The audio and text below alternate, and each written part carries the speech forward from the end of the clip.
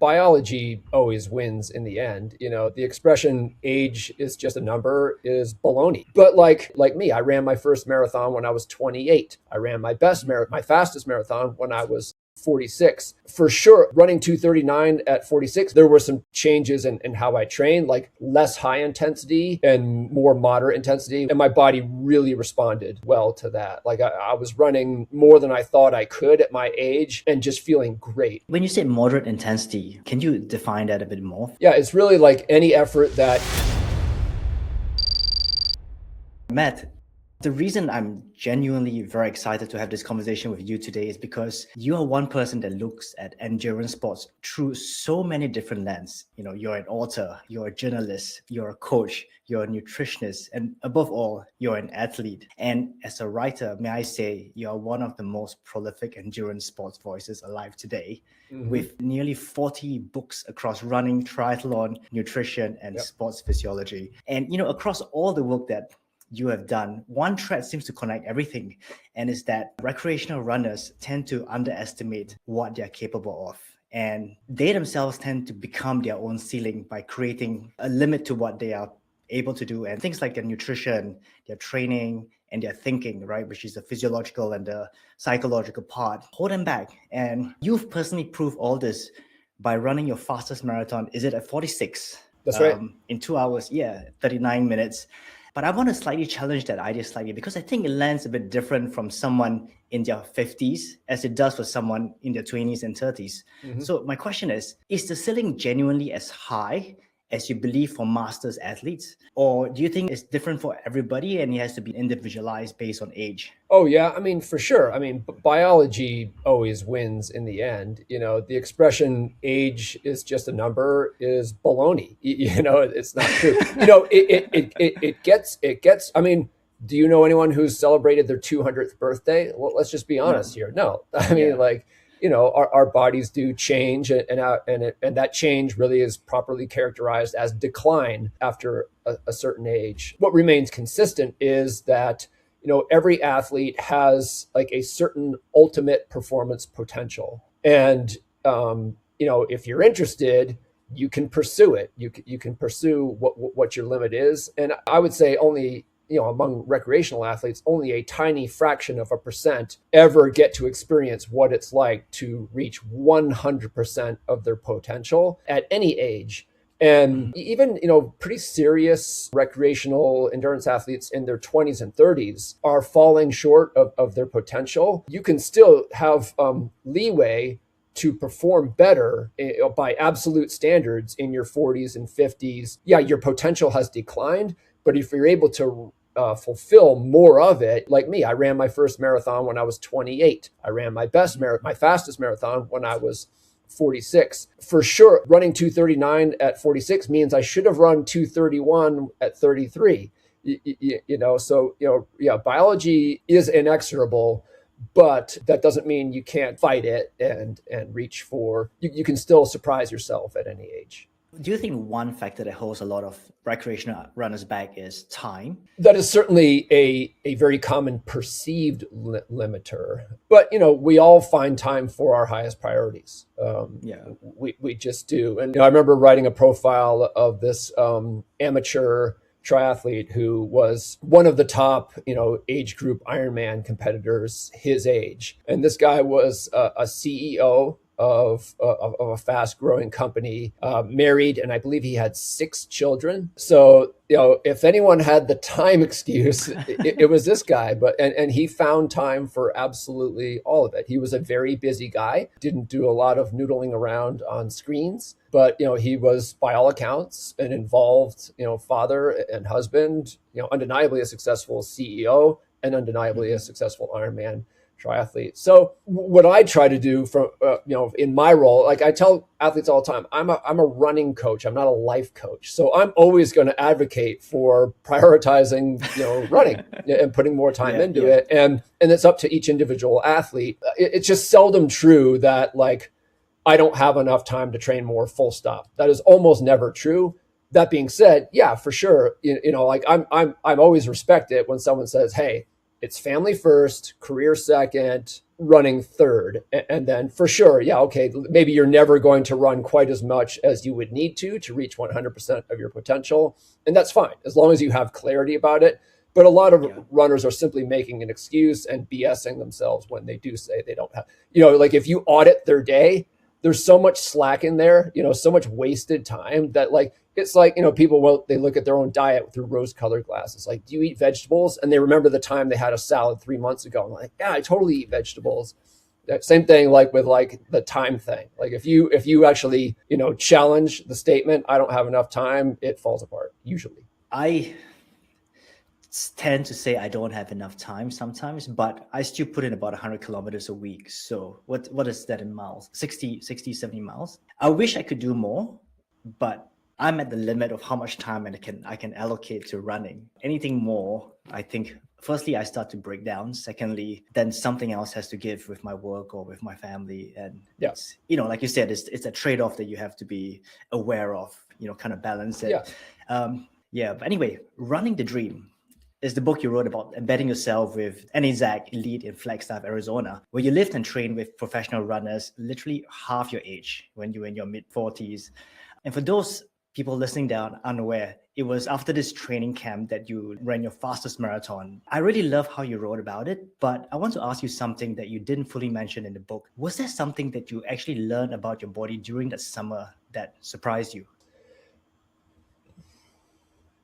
Yes. More than one thing for sure. One was I lost 9 pounds, so that's like, like 3 kilos or whatever. When I showed up here in Flagstaff to start training with the pros, I thought I was already at my optimal racing weight. Like I was at the weight I had done my best races at. And 13 weeks later, I was 9 pounds lighter.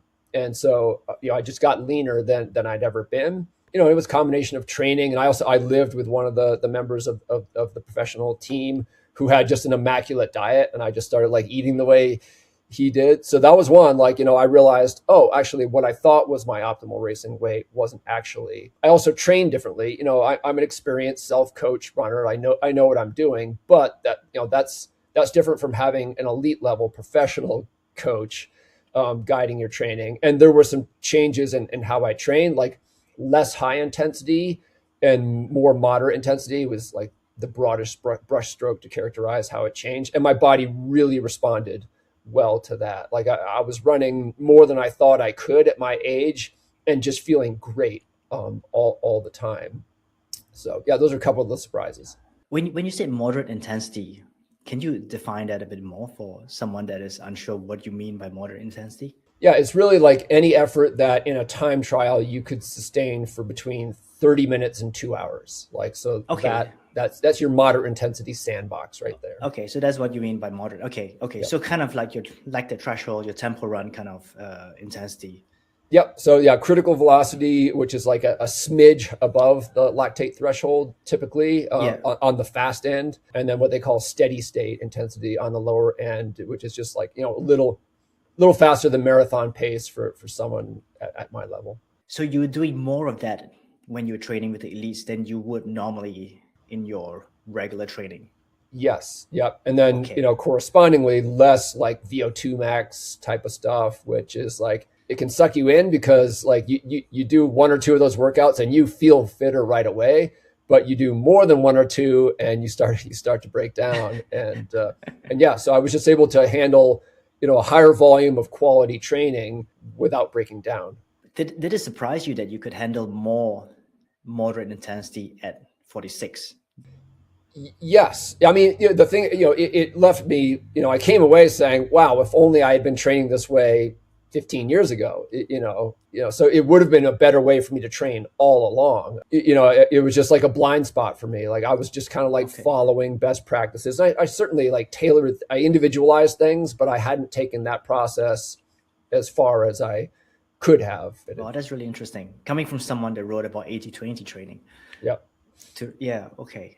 Maybe I should. I mean, both the way I trained before and the way I trained with the pros were 80-20. But that's like you're zoomed out at 50,000 feet. So yeah, I mean, like I was doing about 80% of my training at low intensity, at home, and I picked up the calculator because I wasn't in control of my training when I was working with the pros. So I just wanted to see, what am I actually doing here? It was still 80% low intensity. It's just like the distribution of the 20%. The 20% bucket lumps together moderate and high intensity. And so it was 80-20 was a through line all the way through. I just went from doing, maybe 10% moderate intensity and 10% high intensity to 15% moderate intensity and 5% high intensity. So that's less total stress, which allowed me to reinvest the energy I was saving into just more total volume across the board. Yeah. Now I get it. Okay, I understood it wrongly earlier. I thought you were doing less of the low intensity and moving that into the moderate, but you were bringing, okay, now it makes complete sense. Earlier I mentioned that runners limit themselves through their nutrition, their training, and their thinking. So let's start with nutrition. And I want to use something that you wrote recently as an entry point. Mm-hmm. Was it a month ago you published a detailed rebuttal on the marathon guide to a paper co-authored by a team of pretty highly regarded exercise scientists, which argued that just 10 grams of carbohydrates per hour during training and racing is sufficient for endurance performance, and that muscle glycogen isn't actually the performance limiter that we've always thought it to be. And you kind of push back hard to that. But anyway, I'm going to link to both of those in the show notes for someone listening that hasn't read the paper or your article, and I suspect that that's most people. Can you tell us what is it that the paper was actually claiming, and what is your core objection to it? We should frame this that, the perspective represented by that team of scientists is an outlier. It's not mainstream. It's very marginal. So I don't want to elevate it too much. I know one of those researchers very well. I consider him extremely biased, not really a formally legitimate scientist. So he's the kind of guy who, has an agenda and is experienced enough and smart enough to be able to put his thumb on the scale and, design experiments and conduct studies that lead to the conclusion he wants. So I don't consider it valid science at all. And it is an outlier perspective. And I don't have the same level of expertise, but in writing my rebuttal, I consulted what I consider people who are still respected as scientists specializing in endurance nutrition, and they, picked apart his thesis. So, it's just one of those, the trouble is, like, the average endurance athlete has a very low level of scientific literacy. So it's pretty easy to employ what I call the mechanistic fallacy, which is conflating all that anyone who has to apply science should care about is, what is the ultimate effect of an intervention? Now, if you're trying to prove something true that isn't true, and you want to fool people into thinking it is true, what you'll do is employ this mechanistic fallacy, and you'll throw a lot of you'll create like a biochemical just so story. Like, well, here's what happens, inside your body when you ingest a certain amount of carbohydrate and do exercise. And it's like, and because this happens in the body, it must improve performance. It's like, well, why didn't we just test performance? You can just skip all like the fancy science and just, cut to the chase. Like, does it make you better, and does it not? So I'm halfway answering your question, but what Noakes and Volek were trying to do in that study is create like highly artificial set of circumstances where it would appear as if a very low level of carbohydrate intake during prolonged exercise would prevent a certain proposed mechanism of performance decline. And they were able to design a study that, in those highly artificial circumstances, appeared to show that. But, it had like very little real world relevance. So there's that study, and then there's literally hundreds of others that show that 10 grams of carbohydrate during prolonged exhaustive endurance exercise ain't going to cut it to truly maximize performance. I mean, the central mechanism that the paper argues is that a drop in blood glucose and not muscle glycogen depletion is actually what causes the fatigue, right? It kind of looks at the two pools between your muscle glycogen and your blood glucose.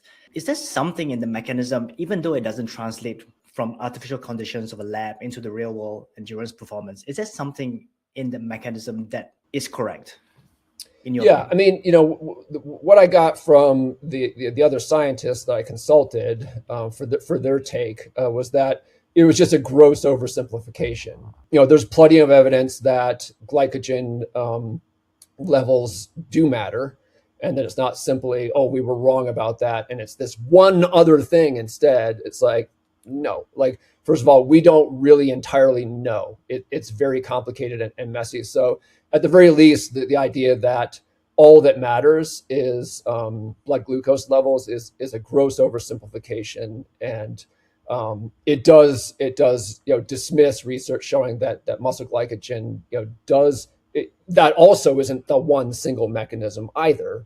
But to dismiss it entirely and say it's this one other thing is just wrong. So the value in that paper is that it does show that like a low rate, at a low intensity of exercise, a relatively low rate of carbohydrate intake can stabilize blood glucose levels.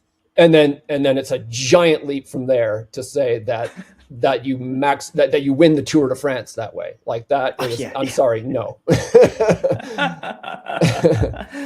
So do you think that it is both blood glucose and muscle glycogen that both together play a huge role? Yeah, and also other factors. I would say there's probably at least 20. It's like fatigue is like it's everything. Like absolutely everything contributes to fatigue. It's not like we have just like like a chain of 20 links, and it's like always one link that proves to be the failure point and causes fatigue. Like we are like an integrated in a breathtakingly complex organism with every system integrated.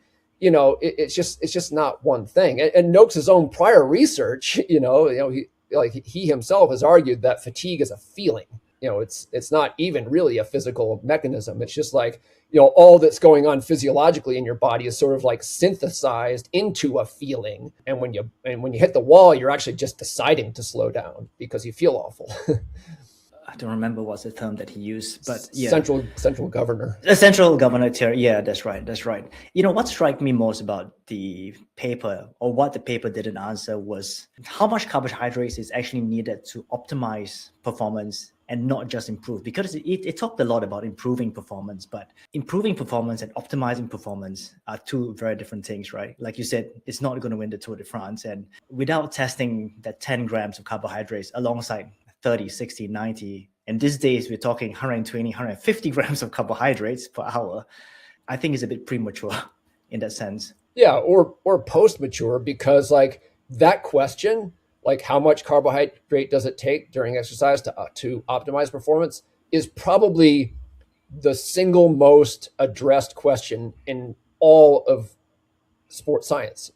Like we don't have to start trying to answer that question. Like, scientists all over the world have been aggressively trying to answer that question for 60 years. And there's more to learn, but come on, like we're not starting from zero here. We know that like it's probably, you want to be north of 60 grams, for races lasting an hour or more. And like there seems to be diminishing returns, and possibly, ultimately negative returns when you get much above 100 grams. It also depends quite a lot on like how fast are you going? Are we swimming, biking, or running? And so there's lots of fine print. But as an athlete competing today, like I'm not sitting around waiting for scientists to like start providing some guidance on how much carbohydrate. There's plenty to go by. Yeah. What's your view on now with a lot of athletes, like you just mentioned, going past 100? We used to think that that's not possible in the gut, but people are doing 150 these days, even running, right? Are you familiar with David Roche? Yes. Yeah, I mean, he talked a lot about 150 grams when he was running Leadville. What do you think about that level of carbohydrates?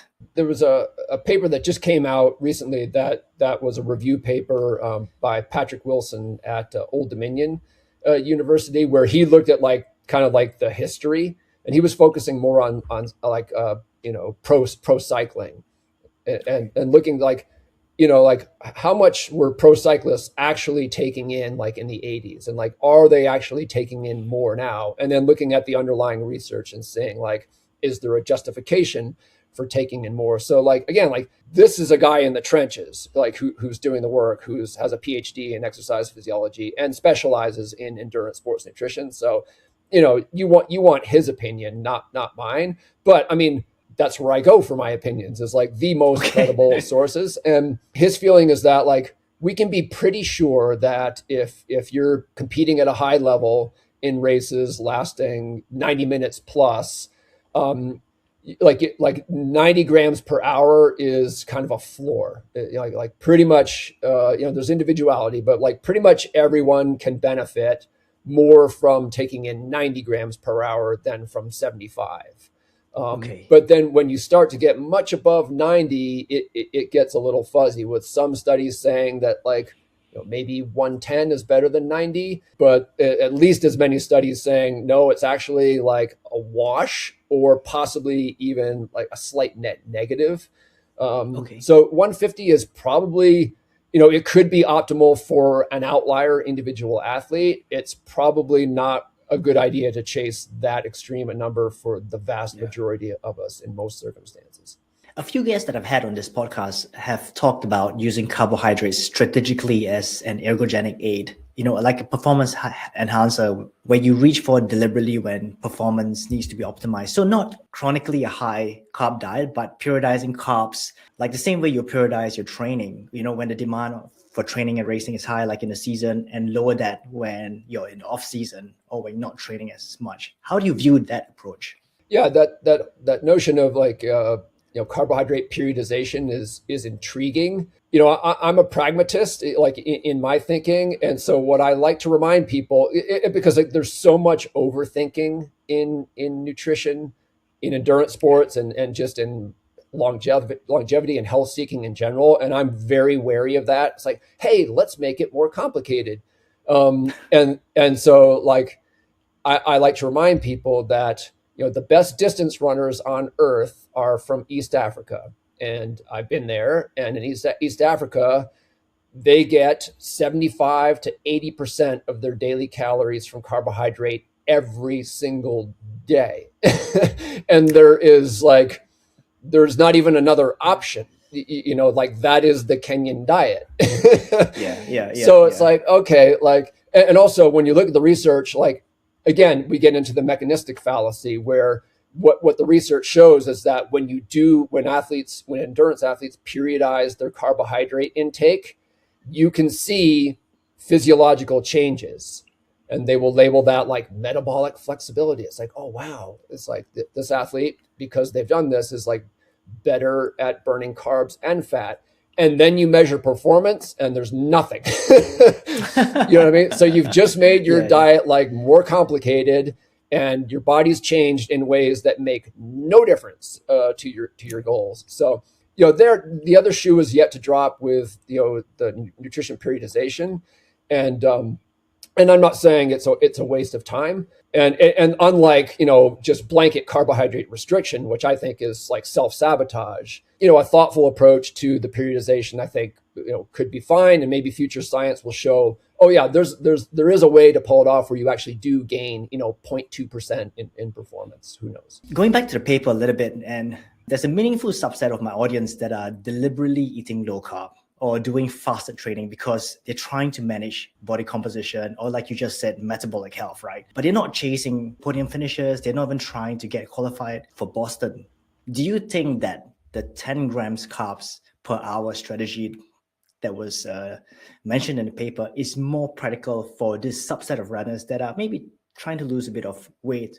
I will challenge that premise, because like all of these questions, like you wouldn't even bother answering them if you did not have an anti-carbohydrate bias. So that's where all of this comes from. It's like vilification of a macronutrient, and the most abundant macronutrient in all of nature.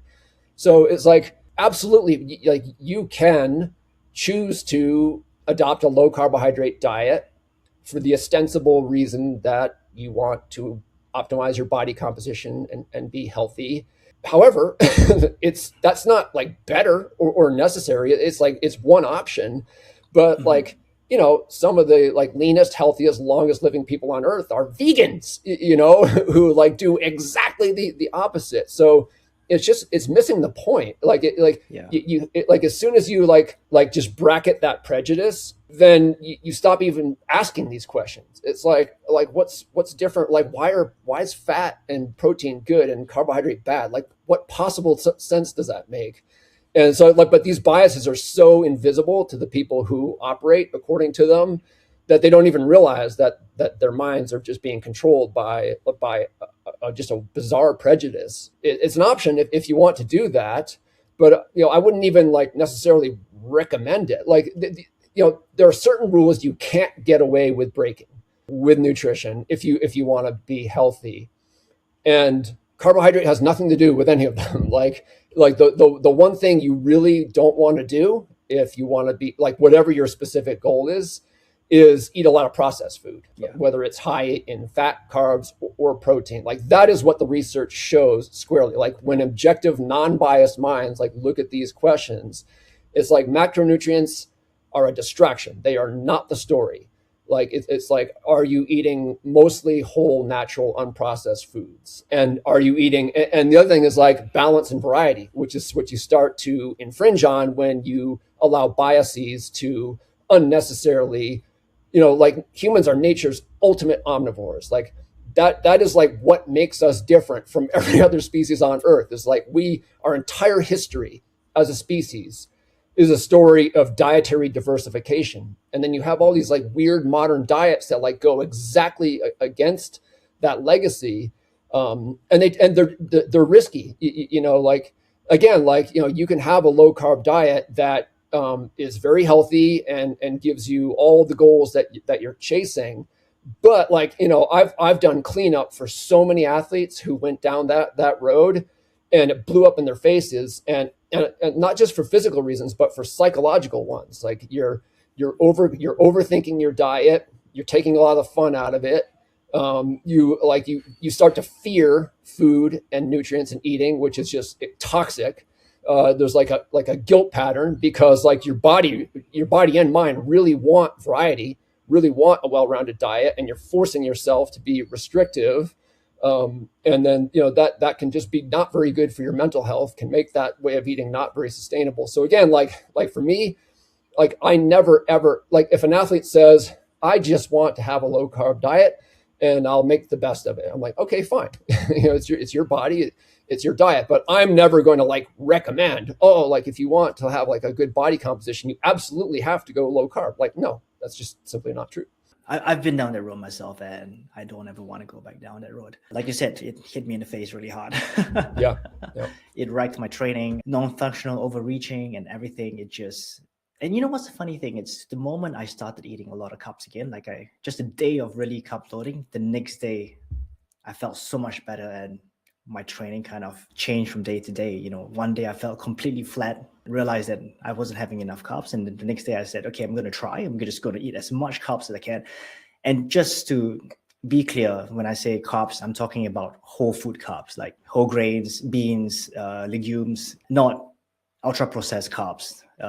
Okay, let's pivot and talk a bit about training and the 80-20 principle, or the split. You know, most runners by now would have heard of it. For a master's runner compared to a 30-year-old, does the 80-20 ratio itself needs to be changed as a runner ages? Maybe more recovery. I'm thinking more in the sense of higher percentage of recovery and lower intensity. I mean, science hasn't answered that question. So okay. Yeah, you know, again, like, you know, if you want a good answer to any question, like you have to go to rigorous science. And so if the science isn't there, you can only speculate. However, you know, I will say that, like just as a guy who's about to turn 55 and as a coach who coaches a lot of masters athletes, I'm also just wrapping up a book entirely for masters athletes called Faster Masters. I guess I'm plugging that. It comes out next year. Awesome. So, you know, my belief is that this is another area where overthinking tends to lead people astray. It's this idea that like, oh yeah, when you turn 50, you suddenly turn into another species. It's like everything changes. It's like, no, like I mean, the story of like our changing bodies throughout the lifespan is 98% a story of continuity. So like that's definitely true with diet. Like the idea that like, 60-year-olds need a different diet than 30-year-olds. It's like, I'm sorry, like in almost every culture that has ever existed in human history, that wasn't even an option. Like there was no alternative diet. There's like one way to eat. Come on, folks. And it's the same way with training. So yeah, as you get older, you will notice like, oh, wow, like if I do, 5K repetitions on the track on Tuesday, I'm not ready for tempo work on the roads on Friday. Yeah. Like it used to be fine, but like, it's a pretty big leap to go from that observation to abandoning the 80-20. Like there's so many like shades of gray in between and so many other levers you can pull. Like, why not do 2 fewer reps on Tuesday?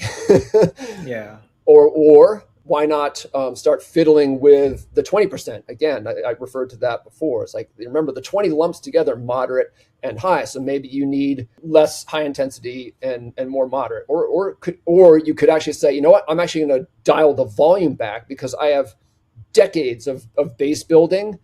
Like a lot of older athletes who started young find this. It's like, I can actually like do just as well, like in ultra marathons on a lower training volume, just because of this like body of work that goes back decades. So there, like you're taking the overall stress load down without fiddling with the intensity balance at all. It's just like, okay, I used to do 70 miles a week of 80-20. Now I'm doing 50 miles a week of 80-20. You can also do like expanded microcycles. So instead of like trying to cram, intervals, tempo, and a long run into 7 days, why not expand to a 9-day cycle where there's more breathing room? But even there, I've created, plenty of training plans that do exactly that. And they're still 80-20, because like it's not just, you have more tools than a sledgehammer in manipulating training. So, for sure, like, as you notice your body changing, like what the recipe that worked perfectly before no longer seems to be working perfectly, you need to make some adjustments, but you don't want to be like ham-fisted about it. Like recognize that like there's all kinds of changes you can make. Some of them like pretty subtle. And because like again, like your body doesn't go from like young to old on your 50th birthday. Like it's more like the passage of time. It's very smooth and very gradual. So if you just make like little adjustments as you go, your methodology will sort of like keep up with your body's changing needs. On the other end of the spectrum, a common pushback I hear from time pro runners is that, I have 2-3 hours a week to train. Should I still be doing 80% slow, or can my ratio of high intensity be higher because my volume is so low? Yep. I get that one a lot. Yeah, I guess so. The trouble is, I mean, there are times when like I will have an athlete like lean into high intensity training. It's seldom because like they've only got 2 to 3 hours. If you're only exercising 2 to 3 hours a week, you're not even making World Health Organization standards for like, forget about endurance racing. Like you're not even going to be as healthy as you could be. So like I start to ask like, what are we even doing here? Like, why do you even want to race marathons if you've only got 3 hours per week? Because like, if your way of like trying to make it work is, oh, I'll just get more bang for my buck by doing, a lot of high intensity, you will get fitter pretty quickly. And then you'll just hit a wall and that's it. Like that's what happens like with every athlete on every level. When they start to lean into high intensity, it's like, oh, wow, I can see myself getting fitter by the minute. And then it lasts this long. It's a dead end. It's like, where does this ultimately lead? And so, yeah, I put this question to Steven Seiler, the eminent Norway-based American exercise physiologist who sort of discovered the 80-20 intensity balance.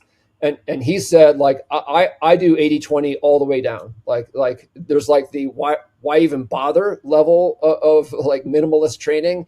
But as soon as you're above that threshold, he said, I see no evidence to indicate that you're better off abandoning 80-20, because you can still, like, on 3 sessions per week, you can still do quite a lot with that intensity balance. because let's remember, like even like an interval day, more than 50% of your time is low intensity. Like you're warming up, You you're warm up, recovering yeah. between intervals, you're cooling down. So you Yeah. can have like a very productive, hard, high intensity workout as one of 3 sessions you do in a week, and there's never anything to be gained in shirking on low intensity, because like you're shirking on getting better at fat burning, you're shirking on getting better at fatigue resistance, at all these things. It's like, you can't replace that with high intensity. For a new runner or someone that doesn't have a base yet, hasn't built a base, for them, low intensity might be walking, right? And walking doesn't deliver the same neuromuscular or musculoskeletal adaptations as actual running itself. So for them, if their volume is already very low, is there a leeway for them to do a bit more than 20% so that they genuinely get the running stimulus instead of just walking? Because I understand that gives them the cardiovascular Yeah. stimulus of that low intensity. Yeah, I mean, I think generally like the best way to go when you have a beginner who really doesn't have much of a foundation at all. And there are lots of these folks, like, they did not do any sport in school. And they were just like largely sedentary, maybe a little pickleball here and there, until like they're 38.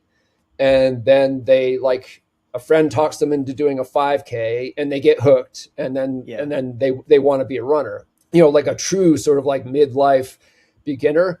I think like the best way to start off with those athletes is to do however much, a gradually increasing amount of true low intensity work. And then I call it hyperpolarized training. And so like, almost everything is low intensity, but then you skip all over everything in the middle and go all the way to sprinting. Like, and sprinting is the most misused word in the entire endurance sports vocabulary. Sprinting is like a non-paced effort, like 8 seconds, 10, 12 seconds at most. And the reason like you want to do that is like you get tremendous bang for the buck from like a true, like, we can just say like 95 to 100% of max efforts. They're incredible for the neuromuscular system and the musculoskeletal system. It's a stress test for your chassis. So you do a little bit of that stuff, and you just build durability, and you just get better at moving, and that opens up all the space in between, all those intensities you're sort of skipping over with the hyperpolarized approach. You can't really rush endurance, but there are ways to like fast track it a bit. And I think that whole hyperpolarized approach is the best way to fast. Like, that's not your recipe forever. It's like it's your training wheels. Like, you already know what's coming next, but like that's step one. But the thing is, like, when you go all the way up to sprinting, like, I don't care who you are, you can't handle a lot of that. So like, yeah, you can sort of like lean into very high intensity, but you're not going to do more than 20% of your training at that intensity. So like, honestly, like it's going to be more like 95.5. Because like there's the thing about low intensity is like, it's the gift that keeps on giving, like indefinitely. Like there's almost no limit to our body's capacity to adapt to low intensity training. So like, you just have to always lean into that. And especially for that midlife absolute beginner, like there's so much like good stuff to be gained from doing almost everything at that intensity. But like, I'm not a Maffetone type. Like Phil Maffetone was like, sprinting is dangerous. Like, you want to go through like a huge long period of like everything is slow all the time. And I think that's a terrible idea, because like an absolute beginner with no athletic history can become more athletic very, very quickly. If you hit them with that very, very high intensity stuff. And it's so short that it doesn't really challenge the central nervous system or cardiovascularly, right? It's almost like doing a stride, like that 8-10 seconds that you mentioned. Exactly. You wake up the next day and you could do it again. Early in your career as a writer, the books that you wrote lean towards training and nutrition, but in more recent years, you shifted towards writing more about psychological or the mental side of endurance sports. Why? Or what inspired you to go that direction? It has actually always been my primary interest. The first like quote unquote long distance running race I did was when I was in the fifth grade. So I would have been like 11 years old, and we had field day at school. One of the competitions that kids could choose to compete in was like maybe a roughly 1,200 to 1,600 meter race. And I decided, my dad was a marathoner, so I thought, oh yeah, I'll do that. And kids run a lot, but kids, like, when they run, they always sprint. It's always short, and it's always like top speed or pretty close to it. So this is the first time in my young life when I tried to both run fast and far simultaneously. And I just remember, like, I thought I was dying. I think, everyone has this experience at some point. It's like, you start off too fast, for the distance, and you get, as soon as you get past, the longest distance you ever run on the soccer pitch, like you feel like you're suffocating and like bleeding out, and you're, like you've just had acid injected in your legs, and, it's horrible. And I ended up winning that race.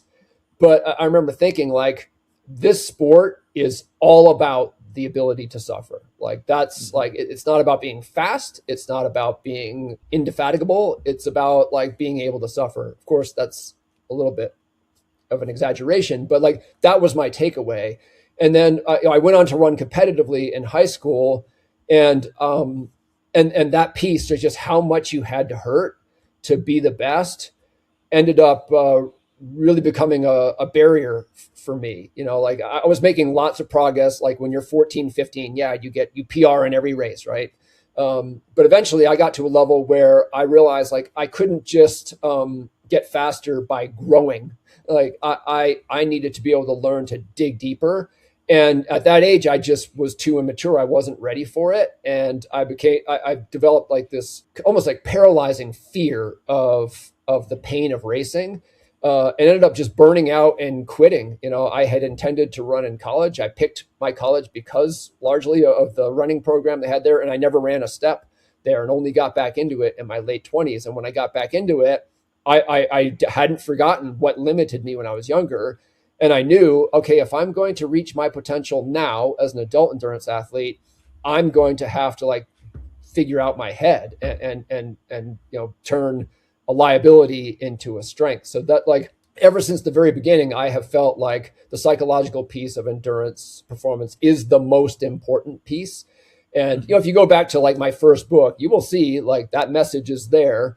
But you're right. I didn't start to like really kind of move that to the fore until a little later on. And, that was just like part of the overall process of giving myself permission to be an endurance author my way, versus just like doing what I felt like I was supposed to do. I'm a big fan of your writing and your books, and my favorite one of all was How Bad You Want It. It's been a while since I read it, but it seems to me that a lot of it is based on the work of Samuel McCraw. Am I right? Is Yes. that okay? And he talks a lot about the limits of endurance performance, like you said, set by the brain, right, and not the body. And the brain is managing perceived effort as a protective mechanism. So if the brain is protecting the body, is the protection system recalibrated with age? The reason why I'm say that is because sometimes when older athletes, or when we get older, our risk tolerance comes down. And is there any research that shows that athletes hit the wall earlier, not because of physiology, but because of the threshold of risk the brain perceives changes as we age? Yeah, that's a good question. I think so. I mean, I think it's important to disambiguate Samuel Marcora's psychobiological model of endurance from Tim Noakes's aforementioned central governor model. It's easy to conflate them. So Noakes's central governor model is more of like a homunculus issue where, first of all, there is no central governor. We've looked, we can't find it. But the idea there is that there's like a trip switch in your brain. So, because you could, in theory, exercise yourself to death. It's like, why doesn't anyone ever do that? It's because your brain is paying attention to signals from your body as you move deeper and deeper into fatigue. And as soon as you get to, approach the danger zone, a switch is flipped. A little homunculus, a little mini man in your brain just says, oh, nope, we're shutting you down. Mark Horace said, like, there is no central governor, and like you're turning athletes into zombies. Like, it's like, for him, it's like, it's not like neurophysiology, it's psychology. Like, we are aware when we're having these experiences, and we slow down because it sucks and we can feel it and it's painful, and human instincts, and it's voluntary.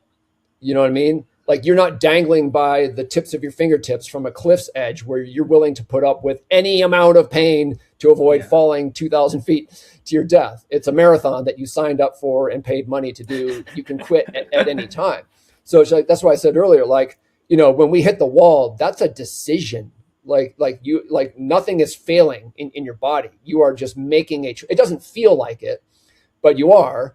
Like, if you thought you were, 5 kilometers from the finish line, and you make a left turn and you can see the finish line, are you going to keep slowing down? No, you are not. You're going to realize you could have been running faster all along, and you're going to find the wherewithal to sprint to the finish. So it's not a matter of like, your brain perceiving threats and just like overriding, your conscious choices and just making your body slow down. But what you say is true. Like, risk tolerance does change, as we get older. I think, as an aging athlete, you have certain factors working in your favor. I mean, it's well known, like, if you have kids do, like a formalized version of what I did in field day in the 5th grade when I was a kid, and just have them run an 800-meter race when they've never done that before, and then have them do it again a week later, like with no training. So they're not fitter. They'll run much faster the second time. And it's not even because they got better at pacing. It's just because they realized that as much as painful as that first 800-meter run was, it didn't kill them. So they just simply try harder and allow themselves to hurt more. So as you gain experience as an endurance athlete, that actually allows you to push deeper into the pain cave. So it's actually, in that respect, an advantage to be older and more experienced. But that's not the only thing that's going on as you get older. And again, getting back to your point, risk tolerance does change. And, I have a friend who was a professional triathlete for a short time. He's younger than me. And like, he's retired. He doesn't train at all. And he told me, like, I just don't want to hurt like that anymore. And that's what you can get with some older athletes. It's just like, what, like the want to is just not at the level it used to be at. And so, they're not coming up right up against their limits the way a younger athlete might. So, it can go either way, and it can be anywhere in between. Yeah, because there's a flip side to that as well, right? And I fall into the category of, your type A runner that it's all mind over muscle, you can do it. And even when the body is sending signals that you kind of have to listen to, right? How would someone draw the line between thinking that you can really, really push yourself to the max and being held back by your mind? Part of it is actually just like being intelligent and pragmatic, because like, we all know that you have to be mentally tough to reach your full potential as an endurance athlete. We all know that. We're all working on it. And if anything, like that, the need to be mentally tough and gritty is overemphasized, and the equally important need to be smart and pragmatic is underappreciated. So, like, as I like to say, like a brave idiot does not perform any better than a smart coward.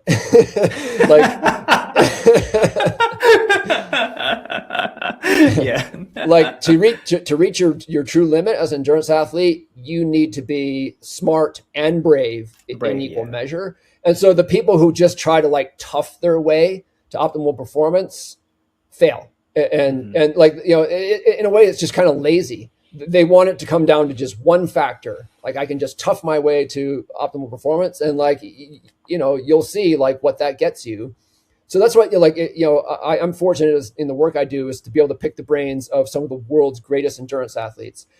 Toughness just gets you in the room. What distinguishes these athletes is their intelligence. It is and when they're out there on the race course and it's hard and they're suffering, they're not simply trying to like grit it out. They're asking themselves, like, what is the smartest move for me to make right now in order to preserve the chance of reaching the finish line in the least time possible. And sometimes like that's cruising a bit, or taking your foot off the gas, giving your body a chance to recuperate. So both things need to be at play.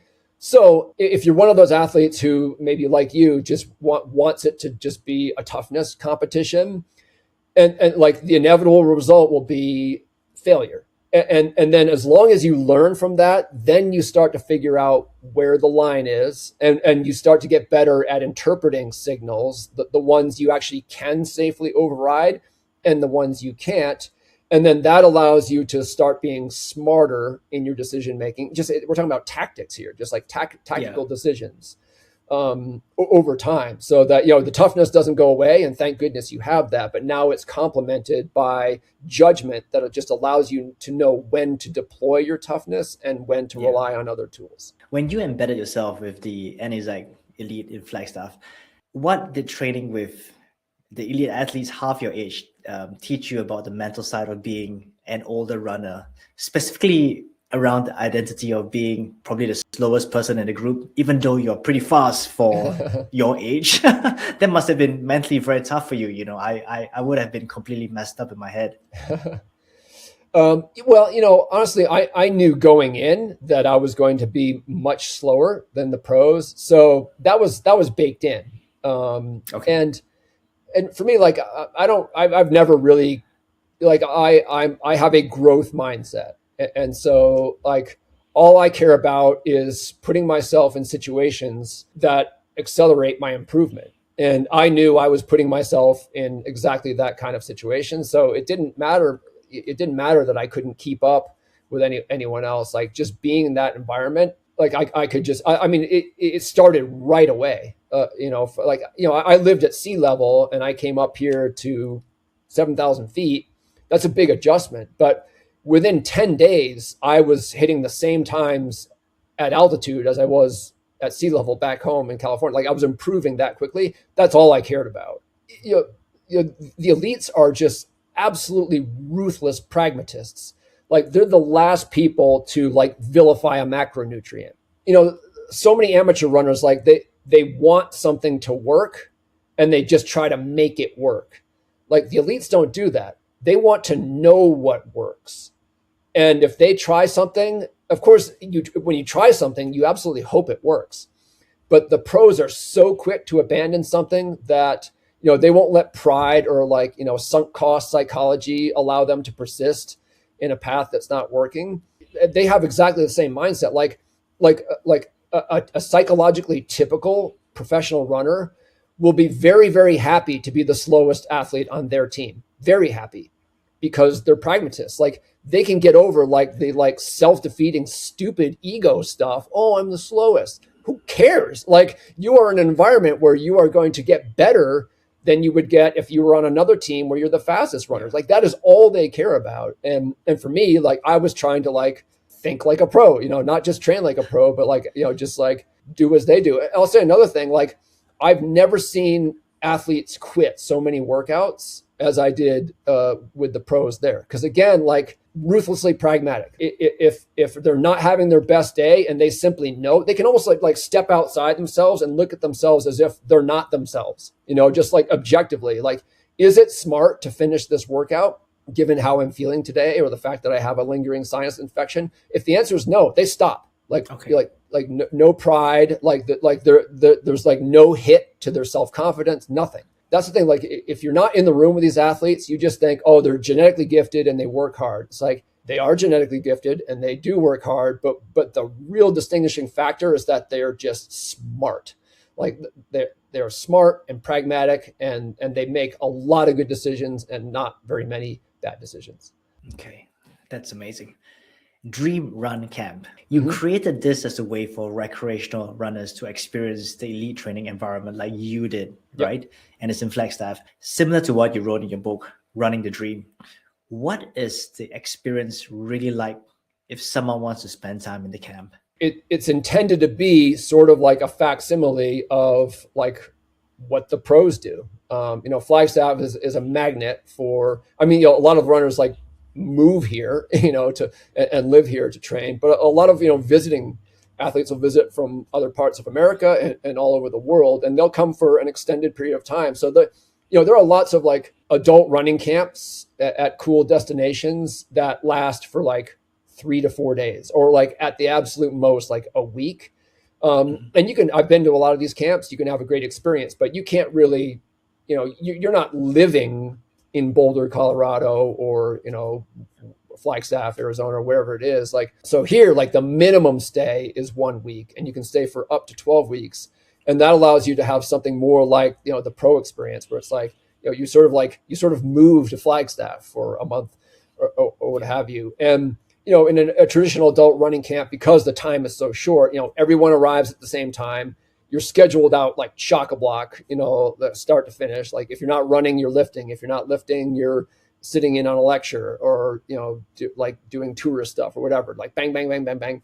Here, like you can't do that for 12 weeks. Right. So here, it like you just like, we have like regular single family homes, and you just come and you get, subject to availability, you get a bedroom in one of the houses, and you just kind of move in. And like, we have like structured activities. Like, I will facilitate a group run every morning, and, we'll meet again in the afternoon for like a coaching session, and people can like schedule massages and, PT and all that other stuff. But, you're just sort of like settling in and living the life of an elite athlete. You're just giving yourself permission to let running, seem like the most important thing in your entire life for a period of time. And people come here like, the thing I found when I did my fake pro runner experience in 2017, and the thing that dream runners find is that, they end up running more here, but they feel great. And they feel great because of like really the space that opens up around the running. Like they're not working. They're just slowing down. They're resting and relaxing more. And you just, with that larger envelope around your training, your body just absorbs it more, and you feel good. And it's hard to advertise that. Like, as I put it in a piece for the New York Times, I told the interviewer, like, come to Dream Run Camp and be a little bored. But like, there's something to that, like you are just slowing down, and, allowing the training to really show what it can do. Okay. Who do you think gets the most out of it? Is there a runner avatar that comes in and is transformed? Or is there a runner that comes in and doesn't quite access what's available? Yeah, that's a good question. Some of the athletes, I mean, we definitely do have athletes who are transformed, like a lot of them. And some of them, they have just a fire ignited in them because, they come here and they just have such an enjoyable experience. They simply have fun running and training hard and being around other runners and learning about running. And they come away with like all these positive associations. It's like, wow, like running can just be like this joyful thing. And they leave like with real momentum. Because I'm very conscious when someone's here for like 3 weeks, that's not a lot of time. Like I can only get them so much fitter or teach them so many techniques in 3 weeks. So if I want to have a lasting effect, it really is going to be more on that like motivational, inspirational, psychological side, where like I can like tweak their relationship with running in a way where they have momentum that they can ride for a long time coming away from it. And the athletes that I struggle with the most are the ones who don't actually really love running. Like they're very outcome focused. I'll ask them like, what do you like about running? And they'll say like setting PRs. I'm like, well, how often does that happen? Like, what about the 100 days of training before the PR? Like, anything in there for you? So like, like I take it like a holistic, whole human approach to the sport as an athlete and as a coach. And so with those athletes who I feel like have a very superficial relationship with running, I try to add depth to it. And like some aren't even reachable. And quite honestly, like some, if I could influence them, I would just say you should quit running because it's not a healthy relationship. You don't enjoy it. You're doing it out of a sense of obligation, and it's a hobby. You should switch to golf or whatever. But when I can, I take those athletes who like, have that superficial relationship and try to add depth to it, make it more, like about the process versus the occasional PR. For a newer masters runner, like a midlife runner that is relatively new to running, they are generally running much slower paces than elites and even younger, faster recreational runners attending the camp. So if someone being relatively new to running and they want to come to the camp, should they worry about the embarrassment of not keeping up during the group runs? No, I mean, that's an understandable worry. It is the single most common question I get from people who, fill out the email form. Like, will I be the slowest? It's also a valid concern because in a lot of environments, like, I remember one of these athletes telling me like they got an advertisement from the local running specialty store for a group run. It was advertised as like just an easy, casual 30-minute 5K. And that runner said, like, that's faster than my PR. So like they think they're being inclusive and they're just shutting the door in my face. So like even environments, because like everyone who hosts a camp will say, oh, you'll fit in, like it's okay. That doesn't necessarily mean like the organizer is going to deliver on that. But we do. I mean, it's a very small scale. So, we never have more than a handful of runners here at a time. And it's just a major priority for me, like to make sure that everyone, first of all, like everyone's running is equally respected. Like there's no pecking order on any access. And they can just feel that based on like the amount of attention that they're getting. And so part of it is just like how you orchestrate the group runs. And usually like everyone is actually running on their own anyway. If I take a van with 5 runners to a place to run, the odds that like 2 of them are perfectly matched, so that, or even that they're on the same schedule. Cause like often like maybe they are matched, but one has a tempo day and one has an easy day. So often like everyone is actually running on their own, but we all travel there together. We start off together and we finish in the same place. And you're just like in this beautiful environment and you're having a good time anyway. So yeah, it's like, and for me, like before I opened Dream Run Camp, people ask like, what's your target market? And my answer was always like, if I get too many of any single type of runner, I've failed. Like I want to be as cross-sectional as I possibly can be in every dimension. And it's worked out really, really well. So, I mean, we absolutely get the full spectrum here. And it's part of the magic, because like you'll have, we had a 2-time Olympian come stay several weeks with us. And like, she's just sitting down and having a conversation with a guy who doesn't even wear a watch when he runs. I mean, and it works, that they can both like learn from each other. And again, like nobody feels like they're at the bottom of the pecking order here because it's like, it's top of mind for me. When someone comes to Dream Run Camp, what do you want them to walk away with? I'm not talking about the physical adaptation, but the thing they carry home that changes how they think about running from then on. Yeah, it really is that number one thing is like being more in love with the sport than they were when they came here, because that sounds touchy-feely and like the furthest thing from performance. But if you look at running from a developmental perspective, which I very much do, like what is the absolute foundation of development? It's falling in love with the sport. Like that's where it always begins. It's easy to tell that when people start as children. Like you ask like any youth sports coach, like what's your number one priority? I mean, their number one priority is protecting the health and safety of children, because they are children. Yeah. But after that, it is like instilling a love of the sport, because first of all, no one's making you do it. So if it's a hobby, the whole point, no matter how good you are, no matter how ambitious you are, like the whole point is to enjoy it. But also like the more you love your sport, the further you will get in your development.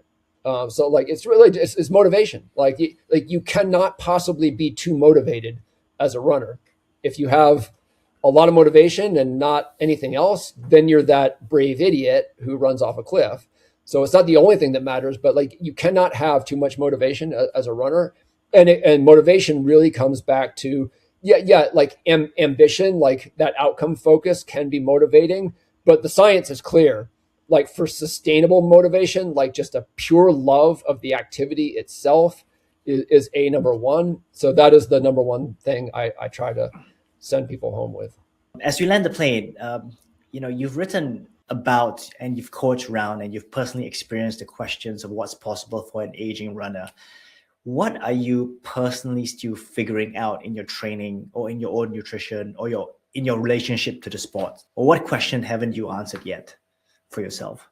Yeah, one that I continue to really work on is, if I live long enough, I will write a book called Personality and Performance, because like the science on like the relationship between personality and performance is fascinating. And it's one of the things like I mean, even if you didn't know about that science and you hosted Dream Run Camp and you have all these personalities coming through, and you just see how directly it impacts training and racing, like, personality traits, like this one is helping you, this one is holding you back, it's that simple. And so I put that same lens on myself and think about like, what personality traits serve me as an athlete, and which ones limit me. And the one that really limits me is impatience. It's just weird because like you kind of have to be patient to be an endurance athlete and a writer. And I don't know why I chose these vocations and avocations, because like I am an extremely impatient person, and it's like it's gotten me in trouble like time and time again as an athlete. Mostly, just like injuries, but also overreaching and things like that. And I continue to struggle with that at my age. The difference now is that I do have self-awareness around that trait, which gives me, the opportunity to account for it. So I just like, when I reach decision points where I feel that frustration and that temptation to like push it, when that, that inner voice of wisdom at the back of my head says like, that's dumb. Like I'm trying to like more often like exercise the patience that I'm not actually feeling. Cause that's like, you can't overhaul your personality. Like I am always going to be impatient, but I can get better and better at accounting for it. So like that's, I'm training for a 100-mile ultra marathon. And I have challenges that force me to confront that issue. And it's exciting, because like, it's like, this is actually a way I can improve. Like, I'm not going to be physically stronger at 55, but like, I can still improve in other dimensions, like in very material ways, and just simply training better as a result of accounting for my personality quirks is one. And that's something, for me, it's impatience. For other athletes, it's whatever else. But like, that introspection is really healthy to engage in as an athlete. You learn more about yourself, and then you can benefit from what you learn. Very interesting answer. If someone watching takes away only one thing from this entire conversation, what do you hope it would be? Eat carbs. I had a feeling you're going to say that. I kind of had a feeling that it's going to be eat carbs. Yeah. Okay. I mean, I'm sort of being cheeky there, but I mean, like, exercise common sense and be practical, be a pragmatist. Like that is what the most successful athletes do. It's like, it's easy to get caught up in like hype or trends or hysteria or whatever. And you're no longer thinking rationally, and you don't even quite realize it. So just like whether we're talking about like carbohydrate intake or anything else, like, try to recognize and account for like non-rational factors that are affecting your thinking, and to the best of your ability, approach important decisions about how you eat and how you train as rationally and objectively as you can. My final question for you, Matt. You spent your career writing about endurance and performance, physically, nutritionally, and psychologically. Beyond the sport of running, what does endurance mean to you? Yeah, I mean, as someone who has endured, frankly, being the spouse of a person with a serious mental illness, that really has been a tremendous challenge in both of our lives. That started back when I was in my early 30s, and it was like pretty much a decade of hell. I mean, for my wife more than me because she has the disease, but for me as her spouse and primary caregiver, it was tough sledding for 10 years. And then I come out of that, and not too long after, we got to our happily ever after as a couple, I develop a chronic illness that, just completely wipes out my runner athlete identity for a number of years. As part of that whole process, I'm diagnosed with heart disease, which is rapidly progressing in my case. So quite apart from, needing endurance to like to finish my 100 miler, like I have needed endurance and everything that's wrapped up in it, resilience. And so, just to get by in life. And we all do, that's why I have one of my many books is titled Life as a Marathon. Well, that's exactly where that expression comes from. It's like, even if you never actually run a marathon, like life will feel that way for you. And so, that's the beauty of it. It's like, sport can be this like crucible where, yeah, it's a hobby, but you can do some real self work that translates back to your life outside of running. Like for me, like working on overcoming my fear of suffering in competition. Like the work I did, in that, athletic domain benefited me within the athletic domain, but also in facing challenges like the ones I just described. So we're all just coping, like life is hard for all of us. And if it's not, wait a year, it's going to be. So yeah, that's, endurance sports can just be something that we do to become like stronger, more resilient people, and you just end up living a better life that way. Matt, thank you so much. I really enjoyed this conversation. Me too. My pleasure.